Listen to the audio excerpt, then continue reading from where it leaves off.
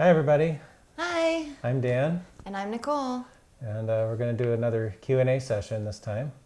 It's So, an Ask Dan and Nicole show. yeah, so I guess we'll get right into it. Oh, all right. You got some announcements real quick, though? Yeah, we are going to do some kind of a holiday special this year, Yes. possibly involving this layout, our Siren Creek project layout. I have one turnout left to build to complete the main line, and the bridge, but I think for the bridge, I may have to do like a little temporary bridge for now, Oh, okay.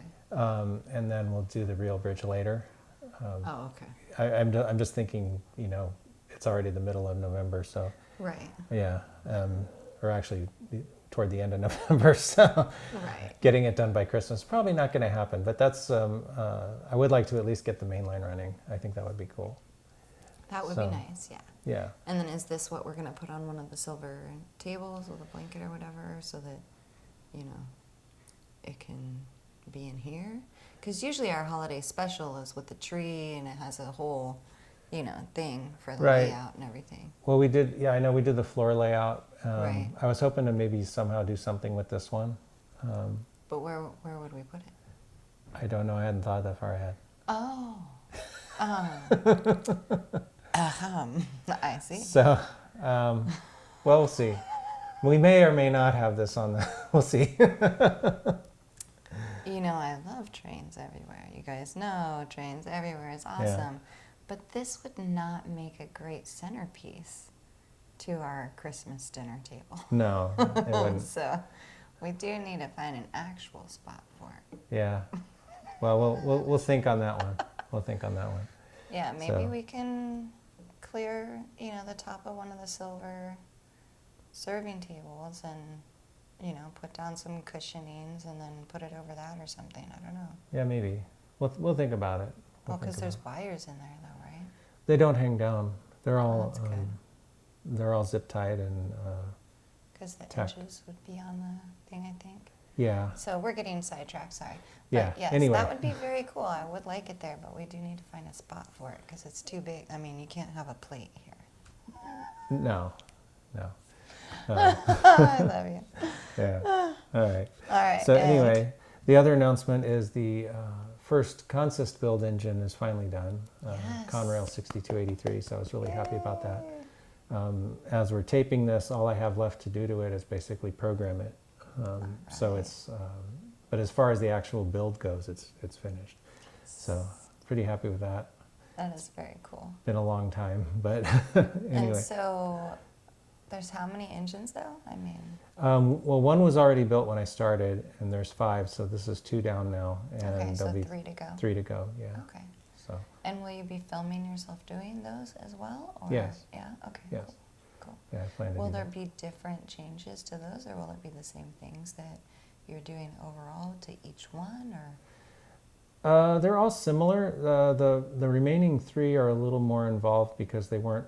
Well, it's a little different. The Conrail engine was already painted when I started, but I'd not done some things to it when I built it the first time that I do now. So I actually had to tear it apart and kind of do some surgery on it and then put it Okay. back together. So these other engines aren't painted yet.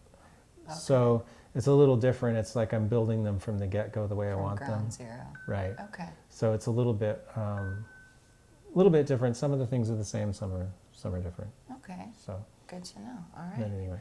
So, on to our questions. Okay. So our first question is from Southern Pacific Rail Fan, from Model Building Tips and Fixing Coupler Height video. Thanks for the tutorial, Dan. This really helped me out since I have a lot of locos and cars with low or high coupler height. I had one question though. Who made the ATSF 3751 model behind you? If it was brass, who imported it? Okay. So he's talking about the O-scale model that I have in the office. Oh, okay. When you stand in front of the little bookcase cabinetry above your desk. Yeah. Yeah. That is okay. my one and only O-scale steam engine. It is a Sunset Models third rail. I think that I'm not sure if I think third rail is a part of Sunset Models, but anyway, that's who made it. I bought it used off of eBay, I think, a couple years ago when we decided that we were going to put a train in the game room. So I decided to do O scale since it's bigger and it will show up better. So it's going to be basically kind of a layout that runs around the edge of the walls toward the ceiling, kind of up and out of the way. But for now, it's sitting in the office because it's a cool engine and I like looking at it. Yeah. Yeah. I think it's a So pretty cool engine. Yeah, it's actually 3-rail O too, which is something I hadn't really had a lot of experience with. So Okay. anyway, I think it's Nice. going to be pretty neat, and I can't wait till I can actually pull a train with it. So it's gonna be Yes, cool. I'm super excited about that. Yeah. Okay, so the next one is, I'm gonna murder this, Alt's Sentinel, like I think it's Alt's. And they say, "Hi Dan, I really love your videos, and I was always curious on what you did or do as a career." Okay, well, I've done a few things. I used to be an IT guy back in the day. We did mostly coding, programming, some tech support, but like mostly database kind of programming and running reports and queries and all kinds of things for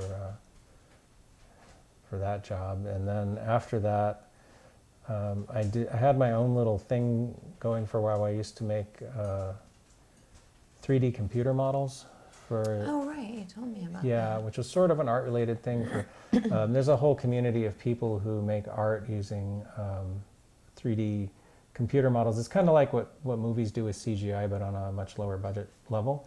And I set myself up as a content provider for that for a while. And then I also, for a while, was in the carpet cleaning machine rental business, which is a terrible business. That's not a great business at all. Unless you're a rug doctor, it's like it was just like all the machines were really old. They were constantly breaking because people Not a good one. They didn't want to. Well, you know what happens is they didn't want to pay for the carpet shampoo, Oh, and yeah. so they would use dish soap, or they'd use laundry soap, or they'd use some other soap. And one, it's bad for the machines. I was constantly having to rebuild electric motors and replace the ball bearings because they would get corroded out. And that was not really fun. But I did learn that if you're not going to buy carpet soap, you should just use hot water, because otherwise other soaps will stay in the carpet and they'll actually attract dirt. So it'll actually make the carpet dirtier after a little while. You don't want sticky stuff inside of your carpet. No. But if you do end up with that stuff inside of your carpet, you can also use an iron and a hot rag. And then whatever's in the carpet will come into the rag because the iron's on top. It's like ironing your carpet Oh, okay. through like a wet hot rag, and like the stain and everything will come right up. Yeah.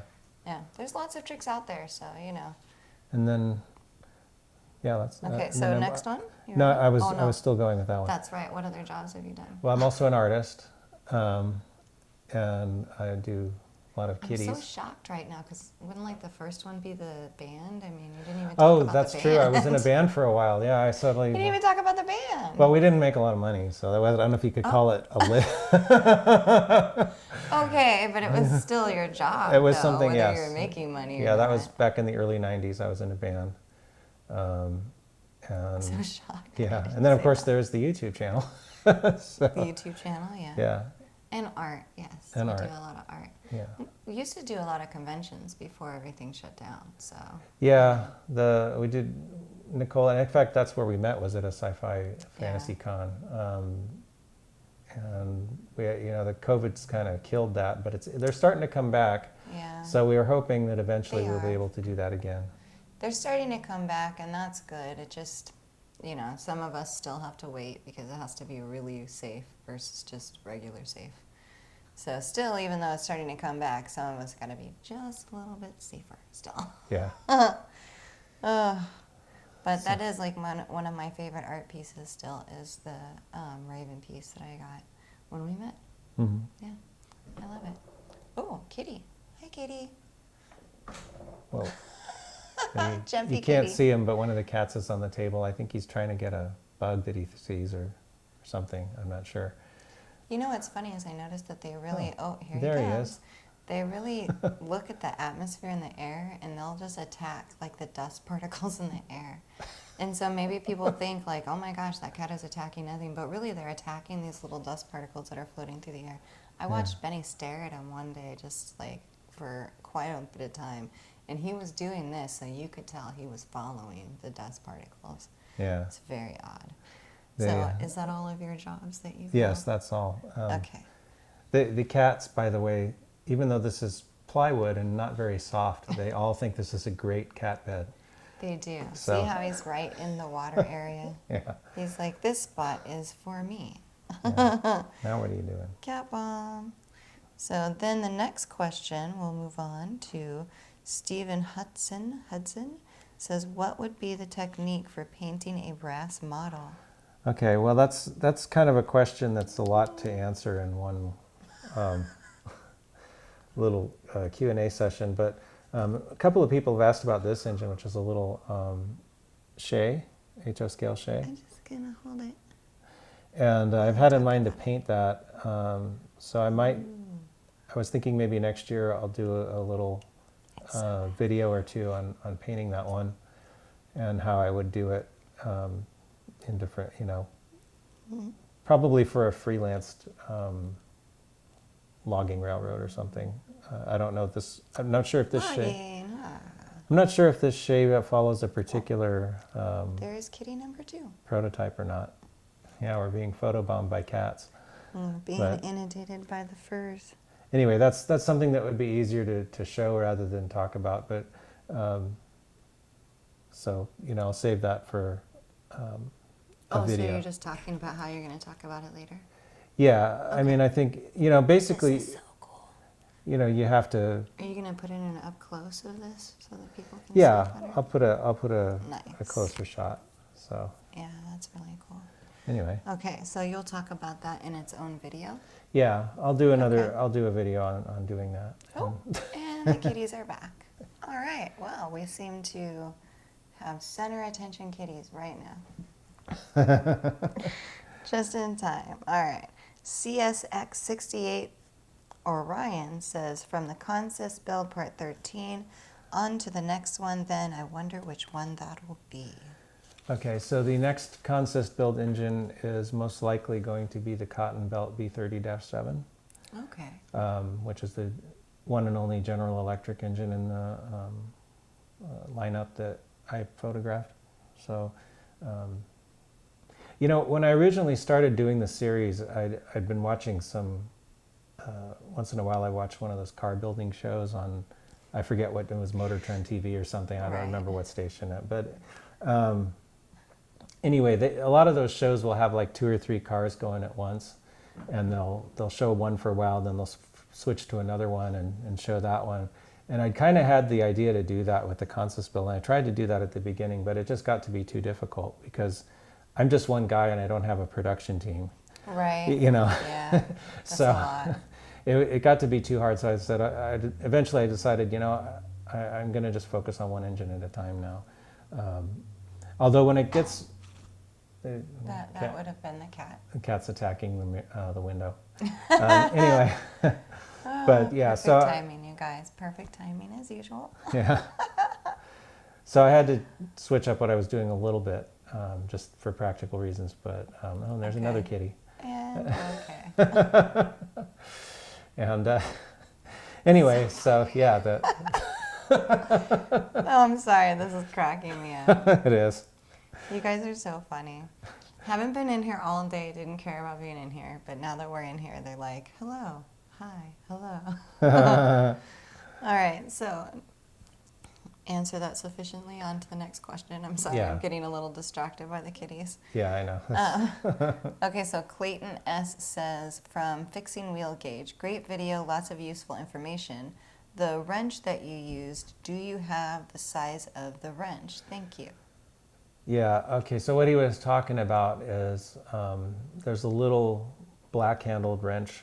It's like a little mini socket wrench that I use to take the side rods off of a steam locomotive, Oh, okay. so that I could remove the wheel that was out of gauge and fix it. And Okay. Hi again, Benny. anyway, those wrenches, usually those wrenches are ones that come with the locomotive. Steam locomotives that have little hex-headed screws that attach the side rods often will come with a little wrench that's got the right size to take those off. So Okay. I think that's what it was. I don't know what the exact size would be, All right. but But anyway, it's tiny, huh? it's pretty tiny. Yeah. Oh my. So, Okay. but yeah, I'm pretty sure that one came with the engine, and that engine was actually not my engine. It belongs to a friend of mine, so I don't have it anymore. Oh, okay. I basically fixed the wheel gauge for him and gave it back, so can't really check it now. But you know what I okay. mean? 'Cause, I gotcha. Yeah. but I do have a couple of other steam engines somewhere that came with little wrenches, kind of like that one. So Okay. that's where that came from. So from Nick's Collectible Creations, from the Halloween Maze 2021 for Nicole, not really a question, but I recognize some Maynard's blow-up things. Oh, okay, so the blow-ups. I get stuff from the maze for all over. Some of that stuff has been out there for like 20 plus years. I mean, not out there specifically, but it's been in my care for 20 plus years because I've been doing the maze for over 10 years. So I usually, until last year, do not buy blow-ups offline because you never really know what you're getting. Mm-hmm. And we did see that with at least one of the blow-ups that we got from offline is kind of a little weak, and where the fan is not great for it. But the rest were actually pleasantly above my what I was looking for online. So, but usually, and this is gonna sound really weird, you guys, but usually I hit the hardware stores. Yeah. And people don't think about hardware stores for stuff, but some of my bigger, like I make exhibits out of different areas and themed areas, but some of my bigger items for those exhibits are actually from Home Depot, which is kind of funny because you wouldn't think of a hardware store, but they're the ones that had the dragons. Yeah. They're the ones that had the big reaper in the boat, the River Styx and boat. the bone thrones. And the bone thrones came from there this year too. Yeah, those are new. Mom saw those and flipped, and she bought 2 of them. She was like, "These have to come home with us." And I saw the River Styx guy and flipped, and I was like, "This boat? What do you mean? Like, this is huge. This has to come home." And so I bought the boat and the River Styx guy, and she bought the 2 chairs. Yeah. So it all came home with us. We got a lot of. We do. We have stuff. a lot. Yeah, we don't. I'm not actually even sure what Maynard's is. We don't have those here. It's probably like a store, like Freddy's up in Oregon is it's kind of like a Walmart, but it's like a localized Walmart. It's like a smaller company. That's what I feel like for Freddy's up there. And Freddy's had some really, it's called Fred Meyer's in Oregon, had some really great deals. And I had a lot of stuff before, we came back down here, before I moved back down to California with Daniel. And I would say some of that stuff even came from Dollar Tree. Like, I really dress up a lot of Dollar Tree stuff, you guys. Like, I really, if you have some bigger items, you can put in a lot of little smaller items from Dollar Tree and from different places, and it looks fine. You can go and get small skulls and throw them inside of the pond, and it looks like a bunch of floating heads, and that's great. It's part of the aesthetics. And you just slowly gather that stuff over time. So Walmart, Spirit Store, the devil came from the Spirit Store. As far as the blow-ups go, the kitty one, I think that came from the Spirit Store 2 years ago, maybe. And I know you bought some stuff online, like through Amazon. Right, so I mean, I guess it could have been from Maynard's. So it could have been, yeah. There could have been a Maynard's somewhere. I mean, I don't know where some of that stuff comes from once it starts being online. Yeah. So it's there's 2, not really a question. Oh yeah. Then there's Pretzel Logic. How creative. Your display looks like no other I've ever seen, and you must have a warehouse somewhere. It looks fantastic. Actually, we don't have a warehouse necessarily. The No. building that we're working in to do the playroom and the train room is separated by thirds. And so the final third is a storage area right now. But it's the number one question I get asked as people are going through the maze when they get to the end and the kids have their candy bag and they're over running by the, you know, horses in the death march, and the parents are like, where do you store all this stuff? You know, and it's like, you must have a storage off the, you know, property or something. I'm like, oh no, our property goes back for a bit and we have a building back there. But the number one thing that I answer is, that's the same thing my husband says. You know, he sure would like it if I'd be like, this is it. But every year I'm buying more at the end, you know, when it's all 50% off and it's like the best deal and the best time to get that stuff. I'm like, why not get it at that time? And so that's my other secret. Every year at the end of Halloween, I hit up spirit stores for their 25 and 50% off like a mad woman. And, you know, right at Halloween, usually the hardware stores and the other places are discounting whatever they do have. So you might not be able to go in there and get like a big item that's something you really wanted. You might have to pay full price for that. Like I might have to pay full price for that Baphomet I saw this year, right? Not another year. But I waited just to see if there was a possibility of me getting it at half price. And then, you know, because I had gotten the Warrior and the other guys, I was like, I can't get another big one. And it wasn't there. And I'm like, all right, well, I'll look for it next year and we'll see. You can't get everything all the time, but you can get some things, and then you can be smart about when you buy it. And you can shop thrift stores too. And, you know, you can, like, my favorite thing is to really decimate things that are normal things, but they're toast. So they'd be thrown in the garbage, but let's reuse it out in the maze, or let's reuse it out in this. And so there's dolls out there that are wearing things that, you know, are ripped and torn, and my mom's like, this has got to go. And I'm like, it's a Halloween maze. It's fine. It should be ripped and torn. It's okay. It's a costume. It is. It's a costume. And so when it finally gets to a place where, like, I think I have something out there that's a Reaper that has no face anymore, and it's just like styrofoam, and I've blackened it. And, you know, when it gets to a place where it's just like the material, there's no body left, I'm just going to put it on the ground a couple of times too, so it looks like somebody evaporated. I am not just going to, you know, like, don't throw stuff away. Be smart, be creative. There's like little hand things that were from these, they're like trick-or-treat hands that have bags attached to them, and we had gotten them for the kids like a couple of years ago, and we still have them. And so I just stuck them underneath a tree so it looked like the skeleton was climbing out from underneath the tree. You know, and they're trick-or-treat bag hands. Don't throw these things away. Keep them, put them in your box, use them over and over and over again until they're literally falling apart. Because, you know, that's the aesthetics of the maze anyway. It's all supposed to be dead stuff. It's all supposed to be kind of, you know, slowly working its way back to the earth. You know, so let it, right? Yeah. Right. So we have this big one here, and it says, from Box of the Month for October. Cool costumes. Love your channel. Also, I'm amazed at the variety of trains that you like. N-gauge, HO, freight, passenger, and tons of different locomotives. It's helping me expand my horizons. I'm HO basically, but have a micro, what is that, micro ace N-gauge? Micro ace. Yeah. Okay. Kumi Uni 82, a two-car set similar in function to RDC. For Ask Dan and Nichole, I see double crossover track for N-gauge, but not for HO. Wonder why? Inquiring minds want to know. Yeah, okay, so I think he's talking about the Kato Unitrack double crossover that they make for N-scale. And I guess Okay. they don't make one in HO, and I'm not Oh. really sure why, to be honest. They could make one, but they, for some reason they don't. So So if you want that, you'd have to make it yourself.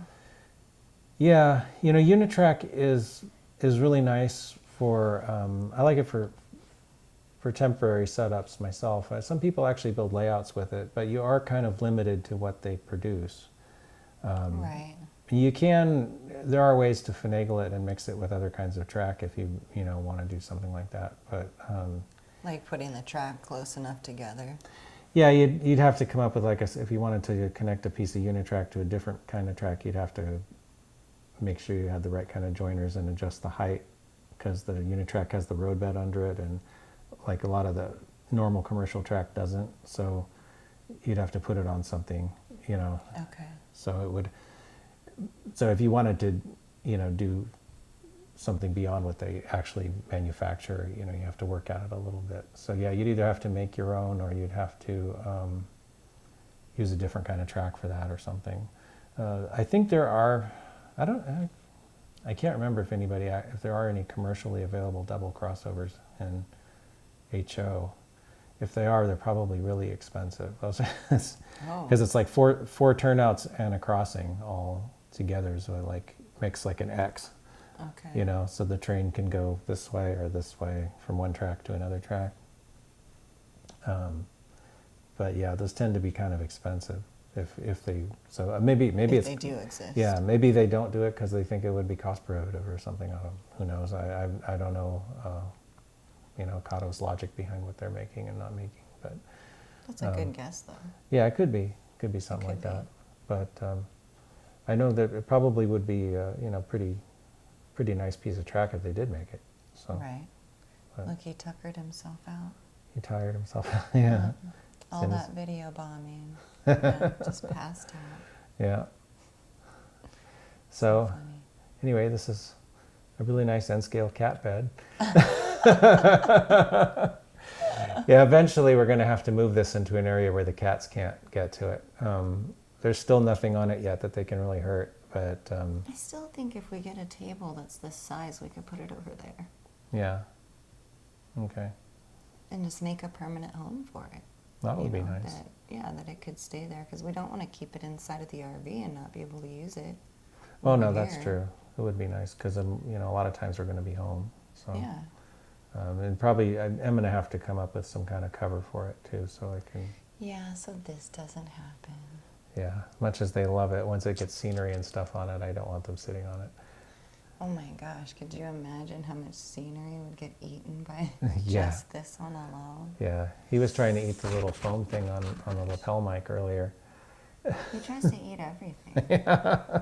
I swear he was a toddler. He never grew up, he's just been a toddler the whole time. They're like, just put him as a cat, please. He puts everything in his mouth. Everything in your mouth. Anyway, I guess that's the end of the questions for this time. Yeah. Yeah. That was a good bit of questions. Yeah. Keep the questions coming, guys. Yeah, we'll try to answer them. That's a lot of fun. Yeah, it's been a little while since we did one of these, but I kind of let the questions build up, Right. till If we we have. had more questions quicker, hint, hint. Yeah. We might do them more often, guys. Any Yeah. questions, feel free. There are no stupid questions, you guys. No. Don't feel like that at all. Any question is good, and we're all here to learn, so maybe you even spurred us to research something and then we learned something, so please ask away. Yeah. Yeah. So anyway, I guess that's it for this time, and Yeah. thanks for watching. Thanks for watching, guys.